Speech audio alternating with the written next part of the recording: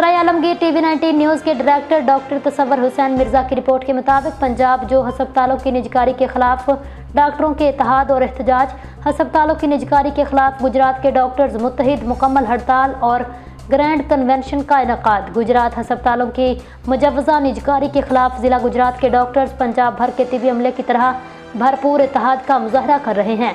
गुज़िश्ता रोज़ की press release के तसलसल में आज मुकम्मल हड़ताल की गई, जिसमें जिला भर के प्राइमरी मराकज़ सेहत ने भी शिरकत की। डॉक्टर सऊद अफजल की क़यादत में मुख्तलिफ मराकज़ सेहत का दौरा किया गया, जहाँ तिबी अमले को निजकारी की मुमकिन तबाहकारियों से आगाह किया गया। इस मौका पर यह भी यकीनी बनाया गया Gujarat health alliance GHA Gujarat की OPD EMR हड़ताल की कॉल पर मुकम्मल अमल दरामद हो रहा है। GHA गुजरात GHA पंजाब के शाना बशाना खड़ी है और इसी सिलसिले में एक शानदार ग्रैंड कन्वेंशन का इनेकाद किया गया, जिसमें महकमा सेहत के मुलाजमीन से भरपूर शिरकत की अपील की गई।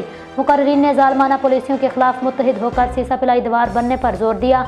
मुत्तहिद रहें, मजबूत रहें, जिद्दोजहद लाजम, फतेह इंशाअल्लाह यकीनी है। GHA गुजरात का पैगाम।